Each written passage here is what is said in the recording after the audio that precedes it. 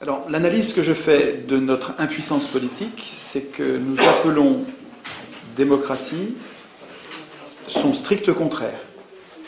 C'est-à-dire que ce qu'on appelle aujourd'hui démocratie, c'est pas du tout, mais pas du tout une démocratie, c'est une oligarchie aristocratique. Et c'est pas du tout par hasard ou par le jeu d'acteurs qui seraient véreux, vicieux. Pas du tout. C'est le mécanisme qui est au cœur de nos institutions est aristocratique, qui s'appelle l'élection. L'élection, ça consiste à choisir le meilleur aristocratie. Et on sait depuis des milliers d'années qu'une aristocratie débouche, se transforme toujours en oligarchie, c'est-à-dire le pouvoir de quelques-uns. Une monarchie, c'est le pouvoir d'un seul. Démocratie, c'est le pouvoir du peuple, démos, le peuple, cratie, pouvoir.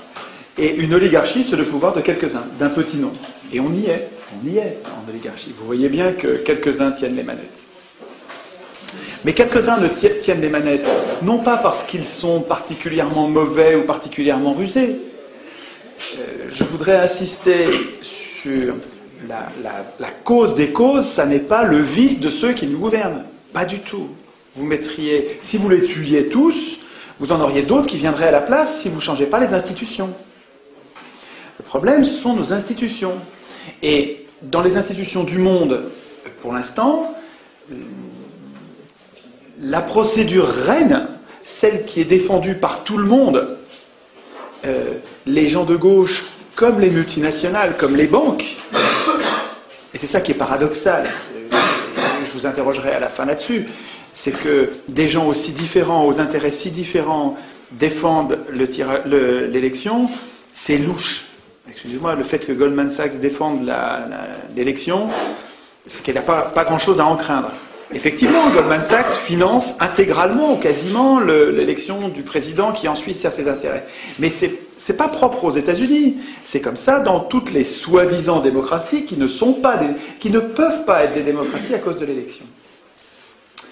Alors, puisque le régime actuel, ils ont réussi à l'appeler démocratie, la place est occupée. Et on n'arrive pas à désigner l'ennemi, puisqu'on nomme le régime qui nous pose problème du nom de ce qui réglerait le problème. C'est-à-dire qu'on appelle démocratie le problème. Le régime qui pose problème, on l'appelle du nom de la solution. Donc on a un problème de mots. Alors d'où ça vient ça? Et c'était un complot? Pas du tout. Pas du tout. D'abord, quand ceux qui ont conçu le régime actuel, ça s'est passé fin du XVIIIe. Ça s'est passé en Grande-Bretagne, puis ça s'est passé aux États-Unis, puis ça s'est passé en France en 1789. Mais en gros, fin du XVIIIe, se sont mis en place des institutions qu'on appelle, et qu'ils ont appelées, ils n'ont pas du tout appelé démocratie, ils savaient très bien ce qu'était la démocratie, ils connaissaient le monde athénien, ils étaient très cultivés, c'était des hellénistes, ils connaissaient le monde grec, mais ils n'en voulaient pas du tout. Sieyès, vous savez celui qui a écrit « Qu'est-ce que le tiers-État » un des penseurs, un des plus grands penseurs de la Révolution française. Madison aux États-Unis, qui est un des plus grands penseurs, un des pères fondateurs de la Constitution américaine. Ces gens-là n'avaient pas du tout en tête de fabriquer une démocratie. Pas du tout.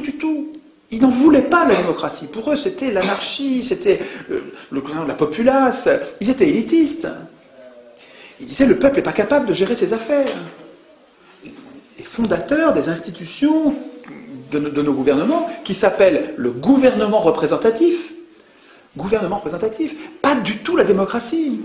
Ces gens-là pensaient honnêtement. C'était pas des affreux, puisqu'ils nous sortaient de l'ancien régime, qui était un régime pire, mais ils ne voulaient pas du tout de la démocratie. Et quand on parlait de démocratie, c'était presque une insulte, c'était péjoratif, c'était pas un mot positif, c'était pas ce que c'est devenu après.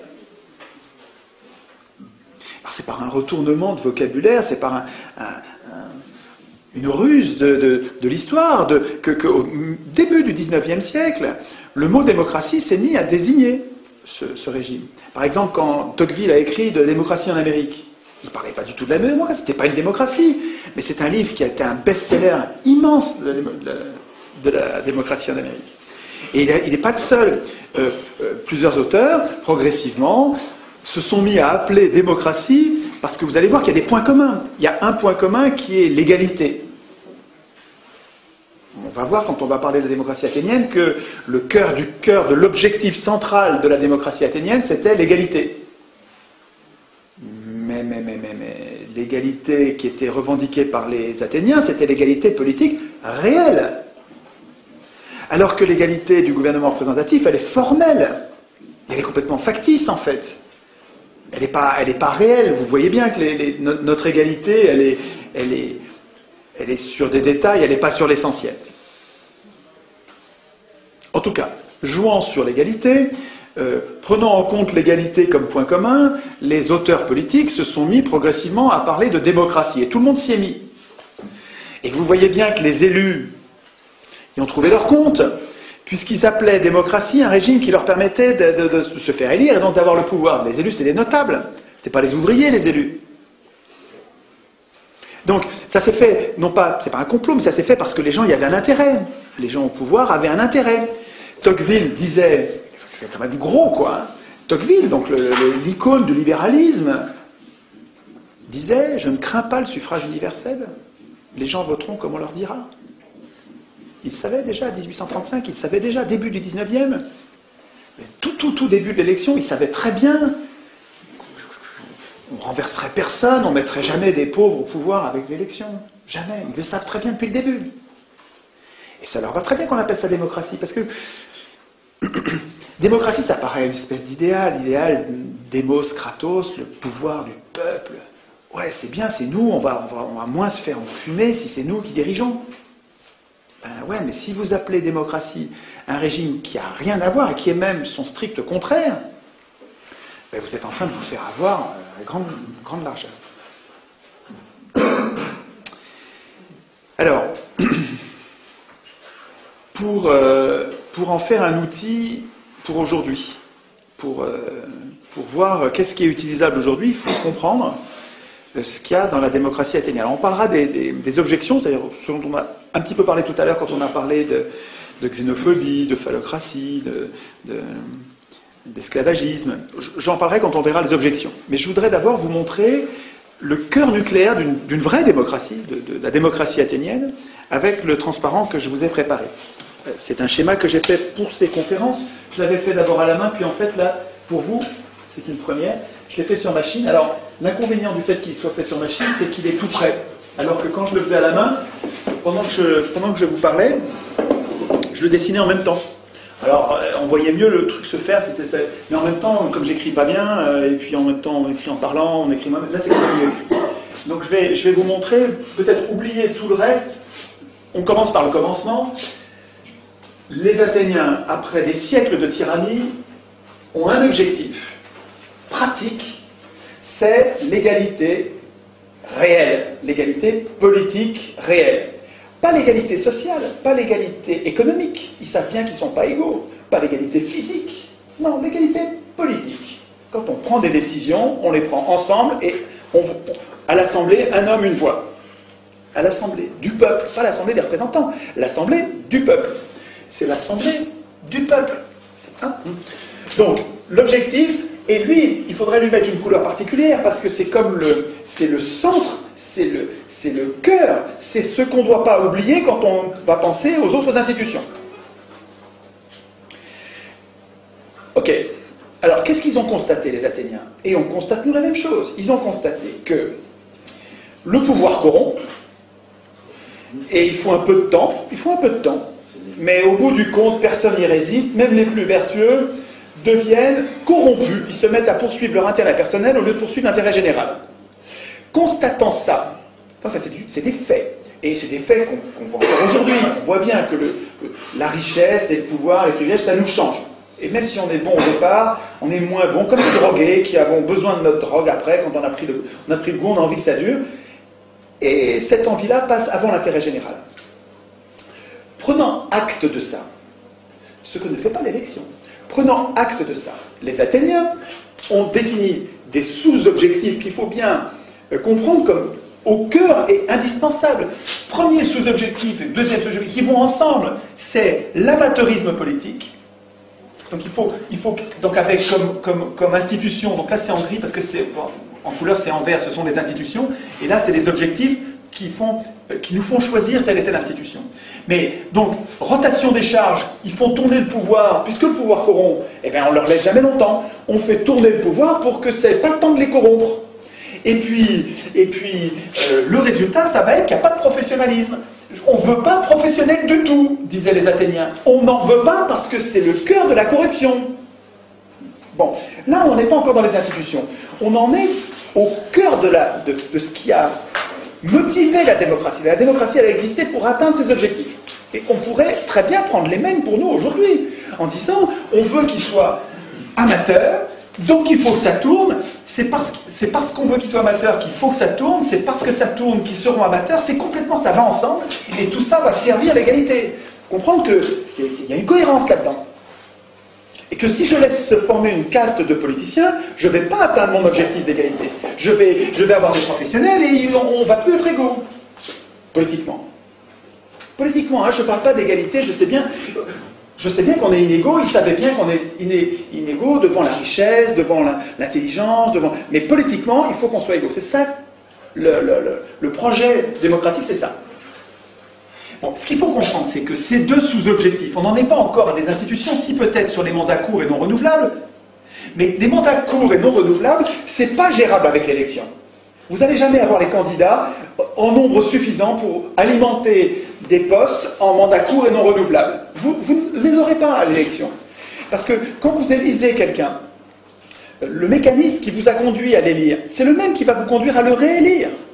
Et donc, l'élection, elle entraîne avec elle une stabilité du corps politique.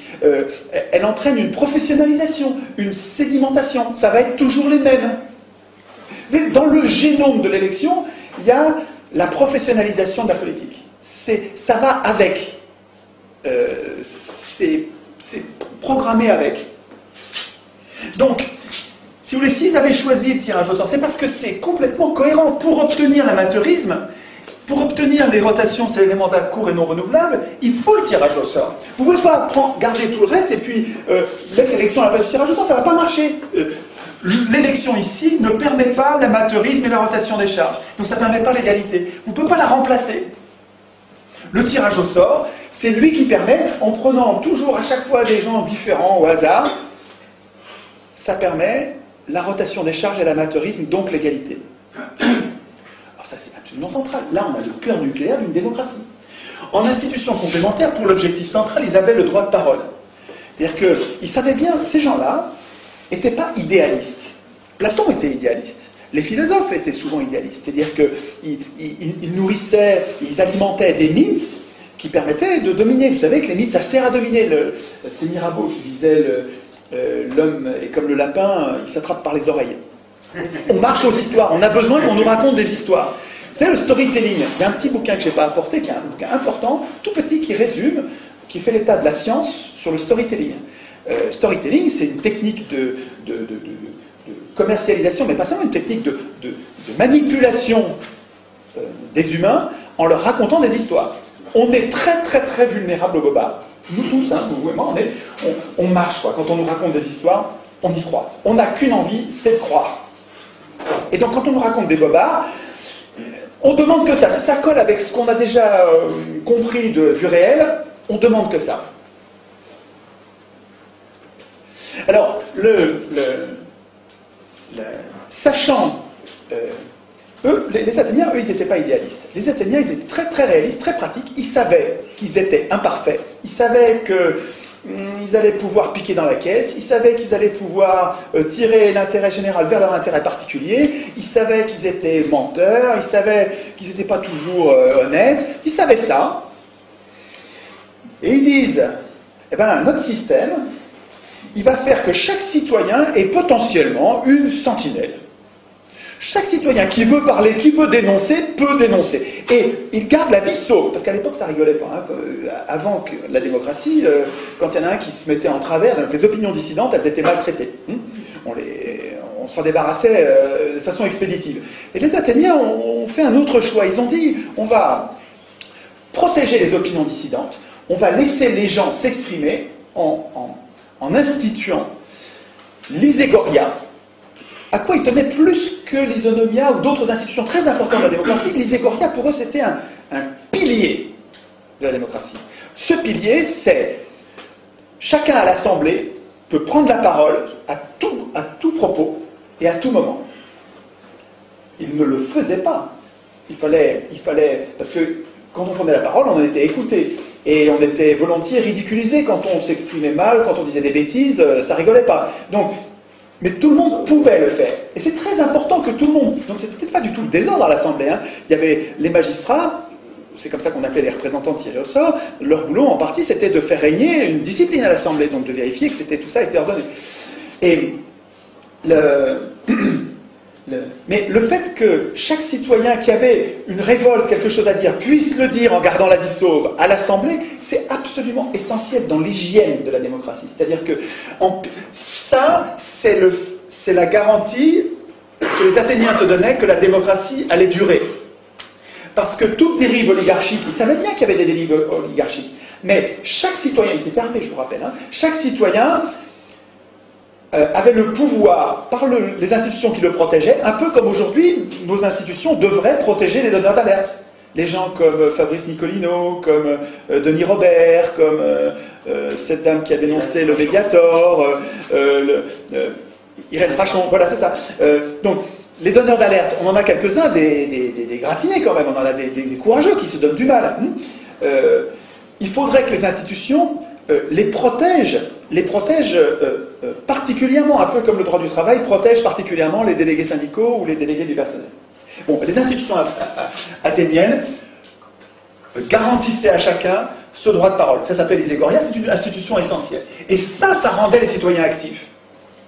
Le fait, quand vous donnez la parole aux gens et quand vous tenez compte de leurs paroles, ben les gens, ils se donnent du mal. Au contraire, quand vous avez des institutions qui font comme si ce que vous disiez n'avait aucune influence, ben ça dissuade les gens de se donner du mal. On se plaint aujourd'hui de citoyens passifs, mais les institutions rendent passifs. À quoi bon être actif, puisque de toute façon, ça ne changera rien. Imaginez à l'inverse des institutions qui soient ouvertes et qui font que vous puissiez changer quelque chose, vous allez devenir beaucoup plus actif. Regardez, en Suisse, qui n'est pas une panacée, mais qui est beaucoup plus démocratique, qui est probablement une des seules démocraties au monde avec le Venezuela peut-être, en Suisse, le fait que chaque citoyen puisse déclencher quasiment à lui seul, avec quelques amis co-signataires, puisse déclencher un référendum, c'est-à-dire poser la question à tous les Suisses. Non mais ça les rend vachement actifs. Quand vous allez en Suisse, c'est étonnant l'activité politique, quand vous en parlez, ces gens-là font de la politique. Beaucoup plus que nous. Alors c'est pas parfait, il reste... Les Athéniens eux-mêmes se plaignaient de la passivité, hein, on n'est jamais content, on voudrait toujours que ce soit... Mais enfin, c'est quand même... La cité d'Athènes, c'est dans l'histoire des hommes, de ce qu'on connaît, c'est la plus grande activité politique qu'on ait jamais connue.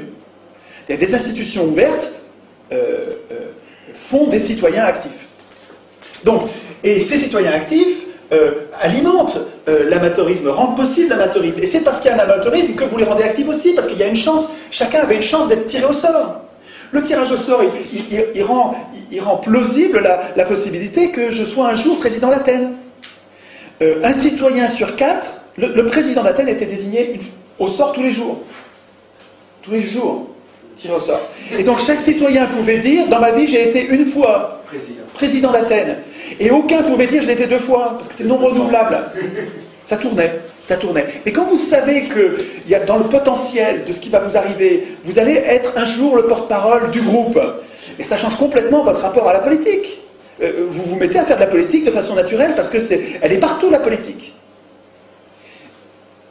Mais il ne faut pas mettre la charrue avant les bœufs, il ne faut pas attendre qu'on se mette à nous à faire la politique pour que les institutions changent. À mon avis, de bonnes institutions fabriqueront de bons citoyens. De bonnes institutions sont pédagogiques, elles sont une école. J'y reviendrai quand on parlera des jurés et de ce qu'en disait Tocqueville. Tocqueville a écrit des pages formidables. Tocqueville était un défenseur acharné, enfin un défenseur fervent du tirage au sort. Et les mots qu'il utilisait, je vous les lirai texto, parce que Tocqueville s'est merveilleusement exprimé, c'est beau ce qu'il dit. Alors, c'était un aristocrate qui, je pense profondément, était antidémocrate, mais qui était honnête, c'est-à-dire que quand il décrivait sa pensée, il essayait de voir le bon côté de chacun des points de vue. Et c'est ça qui fait que Tocqueville est aimé par tout le monde, parce que tout le monde arrive à trouver ce qu'il veut dans Tocqueville, c'est que Tocqueville ne montre pas vraiment ce qu'il pense. Il y a d'ailleurs une lettre de son frère, on a la correspondance de Tocqueville avec son frère, et Tocqueville faisait lire les chapitres de la démocratie en Amérique au fur et à mesure où il l'écrivait. Et on a une lettre dans laquelle son frère, je ne me souviens plus de son prénom, lui écrit à Alexis Tocqueville, et lui écrit en lui disant « Ce chapitre que tu m'as envoyé là, on avait dit pourtant que tu montrerais pas ce que tu penses. Et là, j'ai vu ce que tu penses. Je l'ai vu. Il faut que tu le réécrives. » Donc il réécrivait, il pesait ce qu'il écrivait pour qu'on ne voit pas ce qu'il pense, et ça donnait à son écriture une force qui est extrêmement séduisante, parce que il montre les qualités de la démocratie, enfin de ce qu'il appelle la démocratie, parce que c'est pas du tout une démocratie, je le rappelle, hein, mais enfin bon, c'est plus commode de l'appeler comme ça. Il décrit le régime américain avec ses forces et ses faiblesses, avec une honnêteté qui est utile pour nous aujourd'hui. Parce que c'est vrai que le régime représentatif tel qu'on le vit, il a des travers qui nous conduisent à la dictature, une dictature douce que décrit Tocqueville et qui est celle qu'on vit en ce moment. Donc Tocqueville, malgré le fait qu'il soit antidémocrate, on y trouve des choses formidables. Et les passages sur le tirage au sort sont une pure merveille, on verra ça tout à l'heure. Donc, si vous voulez, le cœur nucléaire de la démocratie, c'est ça là. C'est l'objectif, les sous-objectifs et la procédure qui rend possible ces sous-objectifs. Si vous changez quelque chose là-dedans, vous perdez la démocratie, quoi. Alors, ils avaient peur du tirage au sort comme nous. Pareil, la même peur. C'était les mêmes humains. Et ils réfléchissaient bien, ils n'étaient pas loin d'être bêtes, c'est pas parce que c'était il y a 2500 ans, ils réfléchissaient exactement comme vous aujourd'hui, pareil. Peut-être plus parce qu'ils faisaient plus de politique. Et donc ils avaient peur de tirer au sort des abrutis. Alors d'abord, ils ne donnaient pas le pouvoir au tiré au sort. Le tiré au sort, c'était pas celui qui décidait. Celui qui décidait, c'était l'Assemblée. C'est pas les représentants, c'est l'Assemblée. Donc il faut pas imaginer qu'on remplace l'élection par un tirage au sort et puis on laisse le pouvoir comme le pouvoir aux élus. Pas du tout, ça marche pas comme ça. Il faut comprendre, la démocratie, c'est autre chose que notre système actuel. Alors il y a des points communs, puisqu'on prend des décisions collectives, il faut qu'on évalue les décisions collectives, il faut qu'on exécute les décisions collectives, il faut qu'on procède au jugement des conflits entre particuliers. Donc il y a des tas de points communs. Il faut qu'on atteigne des objectifs comparables, mais l'équilibre, la philosophie des institutions, il faut comprendre qu'elle change complètement. On verra après comment, quand on est un grand nombre, ça peut continuer à fonctionner. Mais vous verrez qu'avec la fédération, avec la démocratie qui s'exerce à petite échelle, et avec la fédération qui remonte en pyramide avec des contrôles de pouvoir à tous les étages, c'est tout à fait imaginable. J'y reviendrai tout à l'heure sur la faisabilité aujourd'hui. Et donc, je vous en parlais tout à l'heure avant qu'on fasse cette deuxième partie.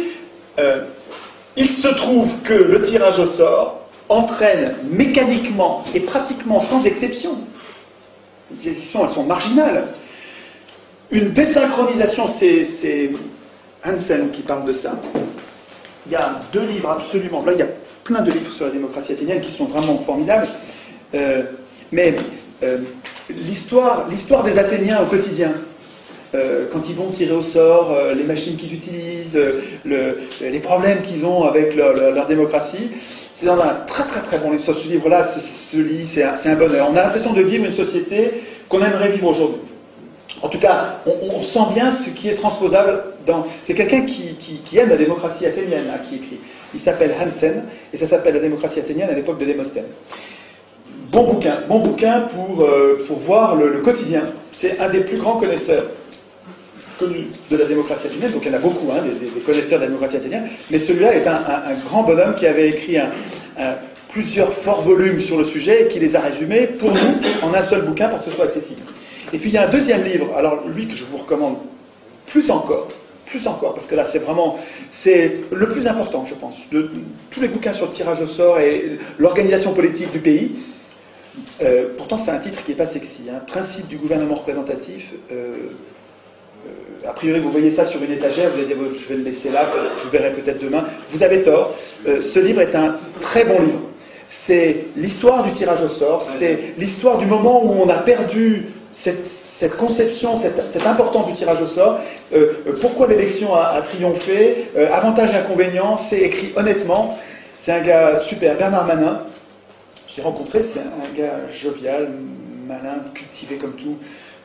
C'est quelqu'un d'important qui a écrit un livre et il ne pensait pas faire un plaidoyer pour le tirage au sort. Lui, il voulait faire un état des lieux honnête. Et c'est tellement honnête que pour nous, qui n'entendons jamais parler de tirage au sort, on dirait que c'est un plaidoyer pour le tirage au sort. Mais en fait, il défend aussi l'élection. C'est très honnête. C'est un peu comme Tocqueville. Donc, c'est Hansen qui décrit cette désynchronisation, qui montre que les riches de l'époque n'avaient souvent aucun pouvoir politique. C'était des métèques, on les appelle, c'était des étrangers. Et souvent, les Athéniens les faisaient venir avec leur richesse, donc ils leur permettaient de s'installer en leur garantissant qu'on n'allait pas leur prendre leurs biens. Et finalement, les riches, là, ces métèques, faisaient leurs affaires, ils vivaient très confortablement, ils s'étaient très bien installés, ils n'avaient aucun pouvoir politique, mais manifestement, pendant 200 ans, ça ne les a pas empêchés de prospérer. Et Athènes était une cité très prospère. Alors, je dis pas... Je sais qu'elle était colonialiste, qu'elle était guerrière, qu'elle faisait des expéditions, comme tous les peuples de l'époque. Je ne dis pas qu'il faut vivre comme les Athéniens. Je dis juste que, par rapport aux autres cités de l'époque, c'était une cité d'une remarquable stabilité, d'une grande prospérité, avec une activité politique intense, et surtout, moi, ce qui me paraît transposable aujourd'hui, et le germe qui m'intéresse, Castoriadis, un philosophe immense, disait que Athènes, c'est pas un modèle, parce qu'il y a tas de choses qu'on ne veut pas de la société athénienne, mais c'est un germe. Et il me semble que le germe, il est là. Ce truc-là qui fait que les riches ne dirigent jamais. Ça vous fait pas quelque chose, ça, et que les pauvres dirigent toujours. Ah ben, bon sang, ah ben, quand même. C'est quand même une grosse différence. En fait, c'est quoi? Oui, c'est un détail, on va passer à autre chose. Ben, attends, réfléchissez. Alors, bon, en tout cas,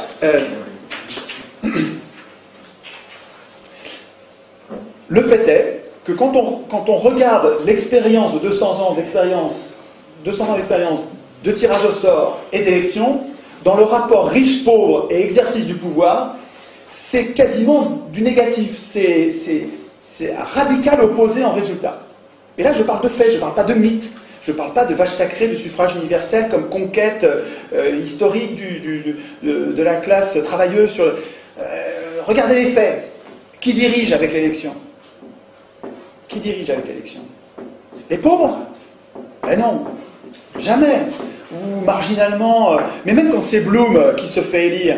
Vous savez que Blum, avant, Blum désigne un ministre des Finances, Théoriol. Il désigne son ministre des Finances. Et comme d'habitude dans la Troisième République, élection, comme d'habitude dans la Troisième République, le ministre des Finances, avant de prendre son portefeuille et de commencer à faire son métier de ministre, il va où? Il va à la Banque de France. Dans le bureau de la Banque de France, le patron de la Banque de France, le gouverneur de la Banque de France, c'est en même temps le patron du comité des forges, donc c'est le patron du MEDEF de l'époque, c'est le même bonhomme. C'était privé à l'époque. C'était privé. Mais bien sûr, la Banque de France était privée, bien sûr, mais c'est complètement privé tout ça. Le ministre des Finances, avant de pouvoir être ministre des Finances, va promettre au gouverneur de la Banque de France, qui est en même temps patron du comité des forges, il va promettre quoi? Qu'il n'augmentera pas les salaires. C'est ça l'objectif. Et donc l'élection qui amène la gauche enfin au pouvoir, ben cette gauche, avant d'avoir le pouvoir, il faut qu'elle promette aux riches que le pire du pire est garanti pour nous. Donc l'élection, il faut comprendre que même quand on élit des gens qui, soi-disant, regardez, en 81, quoi, on élit Mitterrand. Moi je chantais, j'étais content. Mitterrand. Attends, combien de temps il a mis à nous trahir au dernier degré, à faire ce que jamais l'extrême droite aurait fait, jamais. C'est la gauche. C'est le résultat de l'élection. C'est lui qui a contribué le plus à la dette. Mais oui, à la dette, absolument. Il était à gauche de l'extrême droite. Il n'était même pas à gauche, il était à droite. Il était à droite, puis en fait, il nous enfume, tous ces gens-là nous enfument avec des mots, quoi, parce que je vous rappelle qu'on est très sensible au boba. Aujourd'hui, l'histoire est révélée aussi avec Mitterrand, oui. L'Oréal et tout ça, parce que c'est lié aussi à la Banque fédérale américaine à travers les nazis. Mais bon, ça, on en parlera un autre jour. Alors, je crois que c'est pas la peine de développer sur la trahison des partis de gauche une fois au pouvoir. Je veux dire, on en a gros sur la patate tous. Je veux dire, c'est pas la peine de développer. J'ai aucune spécificité là-dessus. Moi, ce que je crois crois que ce qu'il y a d'original dans ce que je vous raconte, c'est sur l'alternative, qui n'est pas une alternative pour tout de suite, je suis désolé, ça va pas être immédiat, il faut d'abord qu'on se passe le mot entre nous et qu'on soit des millions à défendre cette idée. Tant qu'on sera une poignée, 100 ou 1000 personnes, ça ne suffira pas, ça ne changera pas. Il faut que ça se diffuse, c'est-à-dire qu'il faut que chacun d'entre nous, on fasse ce boulot d'explication pour comprendre, quoi, pour arrêter de croire aux bobards, aux histoires, aux mythes, et puis qu'on regarde les faits. Et puis quand on regarde les faits, qu'on s'aperçoit que, attends, on est en train de nous dire que c'est ça le progrès social, mais qu'on n'arrive pas au progrès social tant que c'est les riches qui dirigent. Les riches, ils ne veulent pas du progrès social. Regardez l'expérience des Athéniens, c'était il y a 2500 ans, et c'est quand même intéressant. Alors, sur le plan pratique de l'organisation, il reste que si on devait tirer au sort aujourd'hui les gens, on a quand même peur de tirer au sort. Alors moi, dans les assemblées, ils me disent et si on tire au sort Le Pen? Ils ont peur de Le Pen. Ou si, vous savez, les gens de Le Pen, si vous dites on tire au sort un communiste, ça leur fait le même effet. Bon, si on tire au sort quelqu'un dont on n'a pas envie du tout. Les Athéniens, ils avaient la même peur. Ils avaient exactement la même peur. Ils avaient peur de certaines personnes qu'ils ne voulaient en aucun cas. Ça existait aussi, déjà à l'époque. Et pourtant, c'est ça qu'ils ont choisi, et ça a très bien marché. Donc, c'est qu'ils ont trouvé autre chose. Alors, c'est cette partie-là dans laquelle j'ai regroupé une série d'institutions, donc elles sont toutes en vert. Vous trouvez ça sur le site, hein, vous le trouvez, et puis les commentaires, ce que je suis en train de vous dire, vous le trouvez aussi, y compris ce que j'aurais oublié, puisque là je parle en improvisant, mais je vais peut-être oublier un point ou deux, mais vous le retrouvez, il y a le texte, ce qui me semble être, en oubliant pas grand-chose, à dire en commentaire de ça. Donc c'est dans ces institutions-là que les Athéniens se sont protégés contre le tirage au sort, n'importe quoi. Alors, il faut comprendre que donc vous avez compris, c'est des mandats courts non renouvelables. Les mandats courts, c'était 6 mois, 1 an, rarement plus d'1 an, et non renouvelables. Non renouvelables dans la même fonction. C'est-à-dire que si j'ai été tiré au sort pour une fonction, je peux être tiré au sort pour une autre fonction, mais plus pour celle-là. En tout cas, il y avait des variations. En tout cas, ça c'était absolument essentiel. Je mets ça dans les institutions. Le cœur du cœur d'une démocratie, c'est au centre. Ça, si vous retirez ça, ça y est, vous avez perdu la démocratie. Alors, donc il y a des mandats, et donc il y a des contrôles.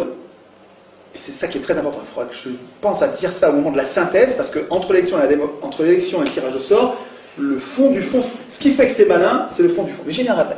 Donc, le mandat est l'objet de plein de contrôles, des contrôles avant, des contrôles pendant, des contrôles à la fin du mandat et des contrôles après le mandat. Donc ces contrôles, ils en avaient tout le temps. Il faut comprendre que le tir au sort, ils avaient peur. Ce n'est pas la même chose que les élus aujourd'hui.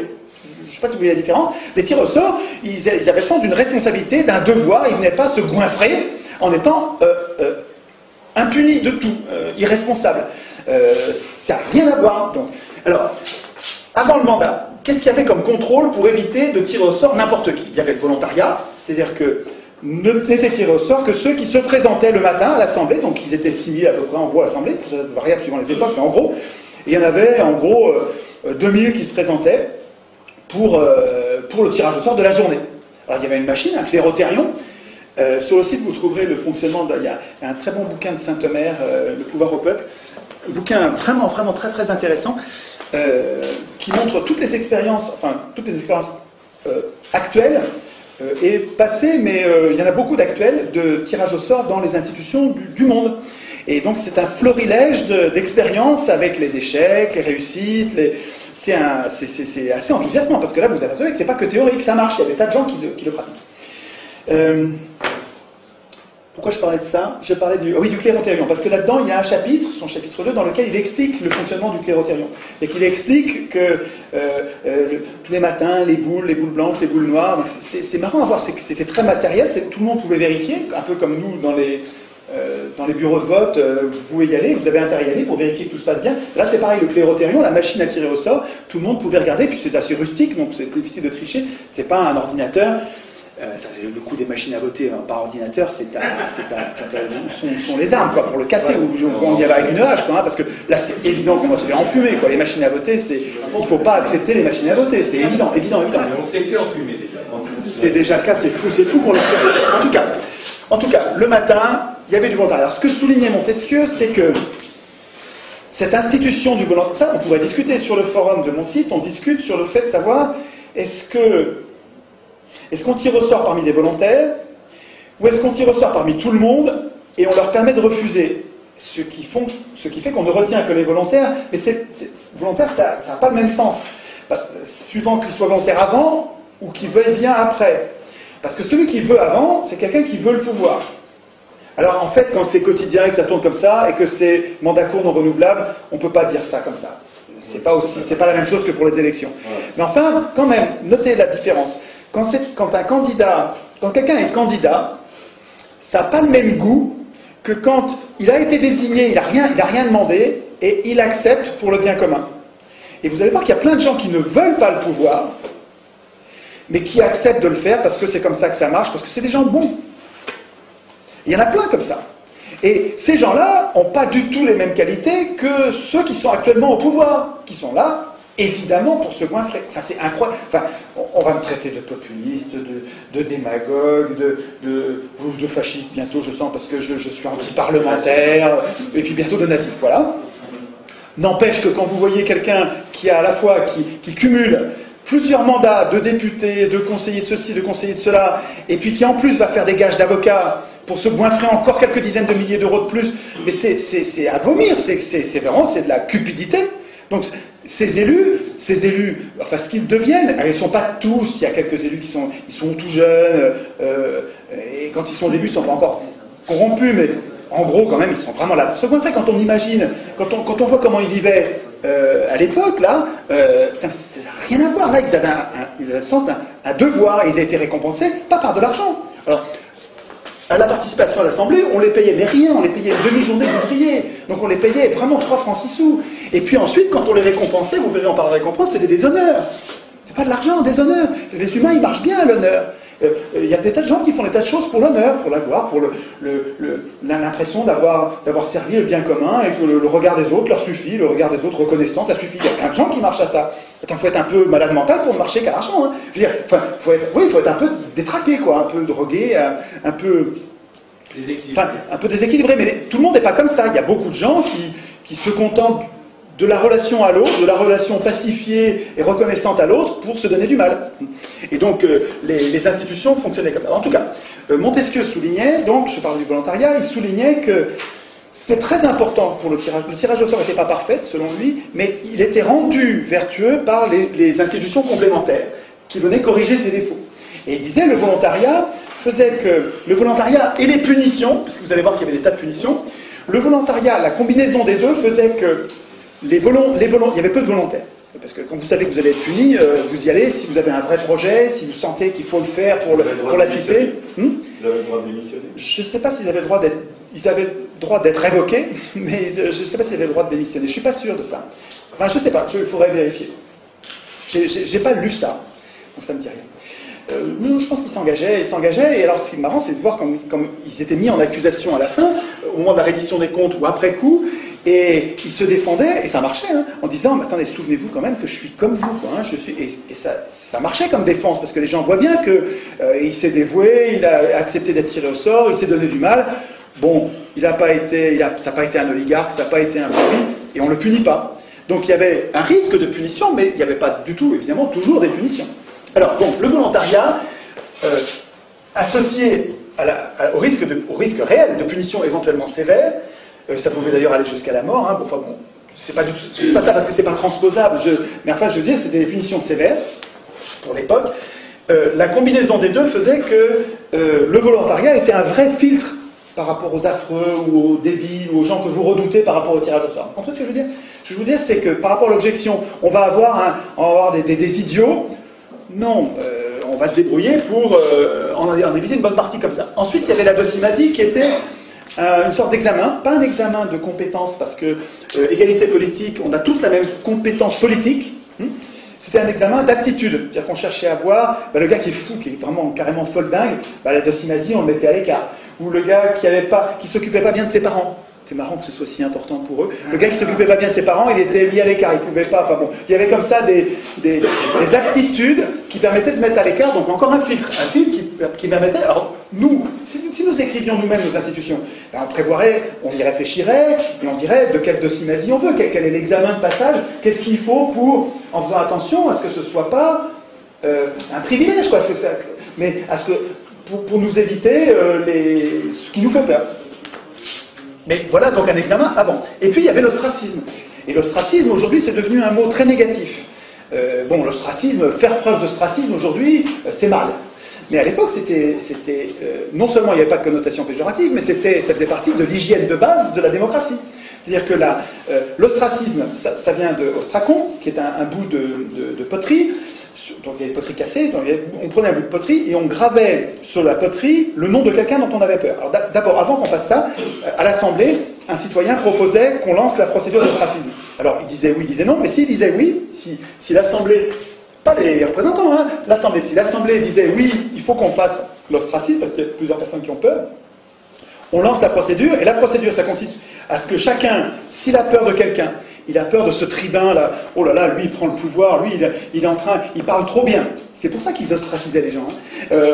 Lui il parle trop bien, ou bien lui il est en train de magouiller, il nous fait peur, pour une raison X ou Y, on grave son nom sur un ostracon, donc sur un petit bout de poterie, et ensuite on compte les ostracons, on compte les noms. Et celui qui avait le plus de fois son nom gravé sur les ostracons, on ne le tuait pas, on lui prenait pas ses biens, on le déshonorait même pas, mais on le mettait à l'écart de la vie politique pendant 10 ans. C'est quand même pas... et il y en avait plein d'autres qui n'étaient pas dans la vie politique. Je vous le rappelle que les femmes, les esclaves, les métèques, donc des gens qui vivaient très bien, les métèques qui pouvaient être très riches, tous ces gens-là vivaient en dehors de la politique, donc ils n'étaient pas à l'Assemblée, ils n'étaient pas citoyens, c'était pas la mort, quoi. Hein. Mais en tout cas, la démocratie avait en elle-même un rouage important qui permettait de mettre, pas à mort, à l'écart de la vie politique, pendant 10 ans, quelqu'un dont on avait peur. Donc, rendez-vous compte encore que c'est quelque chose qui nous manque aujourd'hui. Aujourd'hui, quand on vous présente deux candidats, prenez l'exemple que vous voulez dans le passé récent de votre pays, vous avez deux candidats qui vous paraissent deux affreux. Qu'est-ce que vous faites? Vous êtes coincé, vous avez le choix entre la peste et le choléra. Vous n'avez même pas le vote blanc qui vous permet de dire « mais je veux qu'ils rentrent tous les deux chez eux ». On pourrait avoir un vote blanc qui dirait... Le sens politique du vote blanc, c'est je veux d'aucun de ces gens-là. Ou la question que vous me posez, elle est débile, je ne veux pas de cette question. Le vote blanc, il sert à dire rentrez chez vous avec votre question, ou rentrez chez vous les candidats et mettez-moi d'autres candidats. Et pourtant, le vote blanc, il est interprété comme valant, comme nul, et il est mélangé avec les nuls et jeté à la poubelle. C'est révoltant. Mais pourquoi? Qui a écrit ces règles? Qui a écrit les règles qui mélangent le vote blanc avec les votes nuls? C'est des élus. Mais c'est normal qu'ils écrivent ça. On peut presque pas leur en vouloir. C'est notre faute d'avoir laissé les élus écrire la Constitution. C'est juste notre faute. J'insiste, hein, c'est votre faute à vous, chacun, et puis à moi, hein, parce qu'on les laisse faire. On ne devrait pas laisser les élus écrire la Constitution. Sinon, ils n'écrivent pas le respect du vote blanc, ils n'écrivent pas le référendum d'initiative populaire, ils n'écrivent pas les mandats courts et non renouvelables, évidemment, ils n'écrivent pas une chambre sur deux tirée au sort au moins, voire deux chambres tirées au sort, ils n'écrivent pas les jurés citoyens, ils n'écrivent pas toutes les institutions dont on a besoin. Bon, là j'anticipe sur la fin, mais en fait elles soignent de partout. C'est pas aux hommes au pouvoir d'écrire les règles du pouvoir, c'est pas aux politiciens de métier, c'est pas aux hommes de parti d'écrire les règles du pouvoir. Même si c'est le parti que vous aimez bien. Comprenez, prenez du recul. Si vous êtes d'un parti, vous pouvez évidemment, puisqu'on n'a que ça pour se bagarrer, donc je ne vais pas vous faire le reproche d'être dans un parti, mais ce qu'il faut comprendre, c'est que, quel que soit votre parti, il faut que vous compreniez que si vous aspirez au pouvoir, ben, votre honneur, c'est de ne pas écrire la Constitution. Et si en même temps vous aspirez au pouvoir, et en même temps vous voulez écrire la Constitution, ben, vous êtes déjà dans une dérive oligarchique, vous êtes en train déjà d'être un voleur de pouvoir. Vous êtes en train vous préparez à être juge et parti, d'écrire des règles pour vous-même et d'enfumer tous les autres. Ce qui s'est passé avec la Constitution européenne. Européenne, évidemment, européenne, française, hein, De Gaulle qui écrit pour lui-même. Oui, non, mais les exemples, ils sont tous. Tu prends toutes les constitutions du monde, hein, à part celle du Venezuela, et à part celle-là, évidemment, qui a été écrite par Solon, Clisthène, Solon est parti après avoir écrit les règles, il est parti pendant 10 ans. Donc il n'a pas écrit les règles pour lui-même, comme par hasard. Il a écrit une démocratie. La suite. Alors la suite. Oui, parce qu'il faut que Alors, ça c'est des contrôles avant. Contrôle pendant, facile à comprendre. Les tirés au sort étaient révocables. Si on s'aperçoit qu'un tiré au sort se met à défaillir, à pas faire son boulot comme il faut en cours de mandat, l'Assemblée peut à tout moment le révoquer. Donc voilà, ça vous rassure pas ça? Attends, est-ce que vous avez ça avec les élus? Non. Eh ben voilà, quand même. Donc, mais ça va avec, hein. Tous ces contrôles-là, ça va avec. Je reviendrai après en prenant du recul. Le point commun de tout ça, c'est qu'on assume que les gens ne sont pas bons. Voilà. On assume les conflits, on assume l'imperfection des gens, on assume que la vertu n'est pas naturelle, n'est pas spontanée, n'est pas innée. On assume ça, et dans les institutions, comme on a compris ça et on l'assume, eh ben on met des contrôles partout. Et donc après ça, vous pouvez moins vous en occuper, j'y reviendrai tout à l'heure, mais vous verrez que finalement ce système-là est beaucoup plus robuste pour les grandes structures, la grande taille. Si l'Europe était bâtie sur ce modèle-là, ben vous pourriez vous en désintéresser parce qu'il y a des contrôles partout. Alors que là, avec l'élection qui présuppose qu'ils sont... Alors on pourrait aussi s'en intéresser, on pourrait faire les deux. Ce qu'il faut comprendre, c'est... On y verra, quand on parlera d'une objection qui consiste à dire oui, mais le tirage au sort ça valait parce qu'ils étaient petits, alors que l'élection on est plein. C'est juste le contraire. L'élection il faudrait qu'on soit petit, et le tirage au sort ça marcherait mieux si c'est dans un système de grande échelle. Donc je fais vite, la révocabilité c'est facile à comprendre. La reddition des comptes, le fait d'avoir à rendre des comptes à la fin. Vous imaginez si vos élus vous rendaient des comptes? Ils vous rendent des comptes et après ça, il a exercé le pouvoir pendant 1 an, et après ça pendant 6 mois, voire quelquefois pendant 1 an. C'est vachement long la reddition des comptes, ça prenait un temps fou. D'ailleurs, il fallait des gens tirés au sort pour aller contrôler les tirés au sort, c'est d'autres tirés au sort, hein, ils se contrôlaient entre eux. Et donc, pendant 1 an, il fallait qu'ils expliquent pourquoi ils avaient fait ci, pourquoi ils avaient fait ça. C'est 1000 fois plus protecteur que notre système, ce truc-là. C'est 1000 fois plus protecteur. Vous me dites, et si on tirait au sort un tel qui est un affreux? Mais regardez tous les contrôles qu'il y a. Donc je vous dis, c'est pas le tirage au sort à la place de l'élection. On réfléchit, on n'est pas obligé de le faire bêtement. On peut le faire comme ils l'ont fait, c'est en réfléchissant. C'est-à-dire qu'on fait le tirage au sort parce qu'on a un objectif qu'on veut atteindre, et comme on voit qu'il y a des inconvénients, on fait des institutions qui vont avec les inconvénients. Et alors ça, l'ensemble a une cohérence, et c'est bien plus malin que notre système. Bien plus malin pour l'intérêt général. Ah, c'est moins malin pour les banques. Mais pour l'intérêt général, c'est bien le système-là. Les banques, mais à mon avis, ils vont nous voir venir. Hein. Bon, tant pis. En tout cas, dernière institution complémentaire de tirage au sort qui fait qu'il n'y a pas à avoir peur des affreux, c'est que même après coup, même après le mandat, si on s'apercevait, mais attends, là, il y a un gars qui a amené l'Assemblée à aller envahir une autre île et on s'est pris une pâtée du diable. Donc le gars qui nous a amené à prendre cette décision, on va donc c'était les angéliques, c'était la possibilité de mettre en cause publiquement, donc d'accuser publiquement, donc ça veut dire que n'importe qui devient potentiellement l'accusateur de quelqu'un qui a fait du tort à la démocratie. Alors peut-être qu'il faut le tempérer, ça, hein, je vous donne juste c'était des pistes tout ça pour nous, hein, et après ça on verra peut-être qu'il faut limiter les contrôles, qu'il n'y en ait pas trop pour pas paralyser les gens, hein, donc en tout cas dans les institutions athéniennes ça rigolait pas. Après la fin du mandat, l'Assemblée pouvait changer de décision en disant non mais là ce qu'on a fait c'est une bêtise, on revient dessus, ça s'appelait le graphé paranomon, une procédure qui permettait de revenir et de changer, c'est-à-dire que mais oui, exactement. La société athénienne avait bâti des institutions qui lui permettaient, comme n'importe quel être vivant, de prendre des décisions et de savoir que peut-être elle allait se tromper, et quand elle se trompait, de changer, de revenir en arrière. Ils ont fabriqué un corps capable comme n'importe quel vivant, comme n'importe quel être vivant, de corriger et de revenir en arrière, de s'adapter. C'est tellement plus malin. C'est tellement plus malin. Bon, en tout cas, tout ça est bien plus protecteur que nos systèmes actuels, et finalement, l'ensemble, compte tenu de ce résultat qui est quand même absolument décisif pour la prospérité et le bien commun, ça devrait se tester, quoi. Enfin, la deuxième partie de ce que j'ai à vous dire, c'est les objections et les réfutations. Alors, il y a 4 ou 5 objections courantes. Donc, la première objection, c'est... Mais on va mettre des affreux aux manettes. Avec votre système. On va mettre des salauds ou des abrutis, des affreux aux manettes. Pas du tout. D'abord, c'est pas aux manettes. Celui que vous tirez au sort, il ne va pas avoir les manettes. C'est pas les représentants qui exercent le pouvoir, c'est l'Assemblée. Donc les représentants, ils nous aident, ils font tout ce que l'Assemblée ne peut pas faire.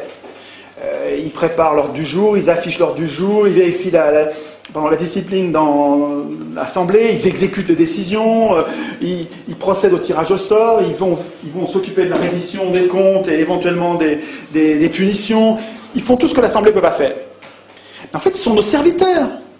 Ils ne sont pas nos maîtres. Avec l'élection, on choisit nos maîtres. Avec le tirage au sort, on dit mais non, mais on n'a pas de maître. C'est pas du tout pareil. Il ne s'agit pas juste d'une procédure à changer. C'est une démocratie, c'est autre chose que ce qu'on connaît. Ce qu'on connaît aujourd'hui, ça consiste à désigner nos maîtres. Qu'on appelle représentants. Et qui s'appellent nos représentants, mais pour mieux nous tromper, quoi. Enfin, vous voyez bien qu'ils nous trompent, quoi. Il n'y a pas besoin de faire un dessin. Bon. Donc, à l'objection, mais on va désigner les affreux, on va mettre des affreux aux manettes. D'abord, il faut répondre, on ne va pas les mettre aux manettes, c'est pas eux qui ont les manettes, les tirés au sort. Et deuxièmement, les affreux, il y a plein d'institutions pour les filtrer. Je ne reviens pas, hein, il y a plein d'institutions pour s'en débarrasser, les punir. Donc il n'y a rien à craindre là-dessus. Enfin, moi je trouve qu'il y a en tout cas beaucoup moins à craindre, parce que vous trouvez que l'élection, ça ne met pas en place les affreux. On dirait que ça les choisit. On dirait que les pires gouvernent. Mais d'ailleurs,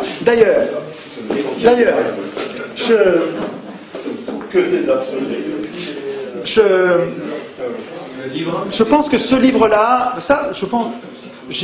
moi je dois avoir 1500 ou 2000 bouquins à la maison, j'ai beaucoup de livres, je lis énormément. Mais si je devais garder un livre de tous les livres, ah là là, ça c'est une merveille. Les propos sur le pouvoir d'Alain, et tous les propos, mais les propos sur le pouvoir d'Alain, c'est un livre de chevet, c'est un truc, vous le relisez, c'est de l'intelligence, c'est très très très très très utile. C'est un vrai bon bouquin qu'on peut prendre à l'adolescence, et puis après ça, il vous suit toute votre vie, quoi. Propos sur le pouvoir, c'est génial. Alors, dans un des propos, une des pensées d'Alain, c'est, et vous allez voir ces 3 toutes petites phrases avec le sujet vers complément, c'est très court, et il y a tout pour condamner l'élection. Pour condamner l'élection. Tant que j'avais pas trouvé le tirage au sort, je trouvais que il y avait de quoi se foutre une balle, cette phrase-là, parce que c'était trop vrai, et c'était un piège, on ne pouvait pas en sortir. Mais avec le tirage au sort, alors qu'est-ce que c'est? Qu'est-ce qu'il disait, Alain? Il disait, les gens bons ne se soucient pas de gouverner. C'est une façon en vieux français de dire, ils ne veulent pas gouverner. Les gens bons n'ont pas envie de gouverner. Tout est là. Autant dire que les pires gouverneront. C'est vrai que si vous avez un système de l'élection qui repose sur la candidature, et que les gens bons ne veulent pas, ne seront pas candidats, ben vous allez avoir que des affreux. Eh bien oui, les pires gouverneront, mais on y est. On y est. Regardez, vous avez Paulson au gouvernement des États-Unis. Vous avez Dick Cheney, vous avez Paulson, Dick Cheney, Rumsfeld, des diables, tous, la crème de l'horreur. Obama n'est pas mieux. Exactement. C'est le bal des vampires. Et en France, vous avez Sarkozy, en Italie, vous avez Berlusconi, en Angleterre, vous avez Tony Blair, vous avez les pires. Les pires, Tout à l'heure, j'ai dit prostituées, mais il ne faut pas que je dise ça, parce que c'est pas gentil pour les prostituées. Il faut trouver un mot plus grave que ça, parce que les prostituées, nous, on est prostituées, nous aussi. Enfin, on ne fait pas exprès, hein. On est prostituées, on ne fait pas exprès. Non, c'est pire que... C'est les affreux, c'est bien, c'est un bon mot, les affreux. Les affreux, j'aime. Donc on va pas dire prostituées, parce que les prostituées sont nos amis, mais on va dire les affreux. Deuxième objection, et vous allez voir quand vous allez... Parce que vous allez... Si vous jouez le jeu que je vous propose, qui consiste à, si la graine germe dans votre tête, à aller vous-même en planter d'autres, parce que ça ne marchera que comme ça. Je vous dis, si nous sommes 40 à être convaincus de ça, puis qu'on en reste là, ça ne changera rien. Voilà, rien. Si par contre, la graine que je vous propose de cultiver, non seulement vous la faites grandir, vous allez lire, vous la renforcez vous-même, vous lui mettez de l'eau, de l'engrais, elle devient belle dans votre tête, et puis que vous allez la semer ailleurs, vous aussi, dans 40, alors là, oui, ça va se développer très vite. Ah, là, oui, très vite. Donc, les objections dont je vous parle, il faut que vous les connaissiez, et puis vous connaissiez les réfutations, parce que ils vont vous répondre la même chose, les gens, ce que je vous dis. Donc, la deuxième objection, c'est...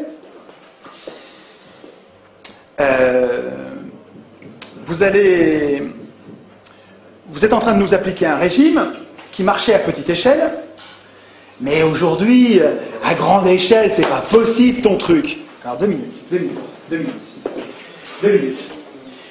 L'élection, là, ça fait le pari qu'on connaît les gens, puisqu'on élit, ça veut dire qu'on les connaît. Non. Ah bah si. Ah bah, comment tu fais pour élire? C'est-à-dire choisir si tu les connais pas.